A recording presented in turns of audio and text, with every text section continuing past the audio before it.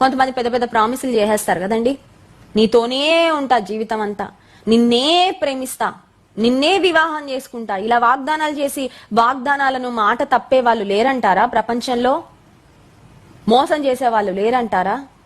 చెప్పిన మాట ఒకటి, ఆ తర్వాత రియాలిటీలోకి వెళ్ళిన తర్వాత జరిగే పరిస్థితులు మరొకటి. అలాంటి పరిస్థితులు ప్రపంచంలో జరగడం లేదా?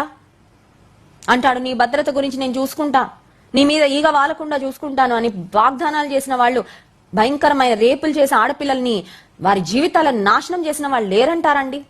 నమ్మిస్తాడు, నీకు ఏ బాధ రానివను, ఏ కష్టం రానివను, I will take care of you, I will protect you, ఒక అన్నలా నేను నిలబడతాను నీ పక్షంగా అంటాడు. అమ్మాయిని చెరిపేస్తాడు. అలాంటి సంఘటనలు ఎన్ని జరగడం లేదు సమాజంలో? నమ్మించి మోసగించే వాళ్ళు, మాట ఇచ్చి మాట నెరవేర్చుకొని వారు, మాట నిలబెట్టుకొని భయంకరమైన సమాజం మన చుట్టూ, మోసపూరితమైన సమాజం, స్వార్థపూరితమైన సమాజం. వారి సుఖాన్ని వారు చూసుకొని ఎదుటి వారి జీవితాన్ని చేతుల నాశనం చేస్తున్న వారు లేరా సమాజంలో? Selfish people everywhere around. ఎటు చూసినా స్వార్థపూరితమైన ప్రజలేనండి సమాజంలో. కానీ దేవుడు ఒక్కడే నిస్వార్థమైన ప్రేమతో మనల్ని ప్రేమిస్తున్నాడు. Unselfish love of God.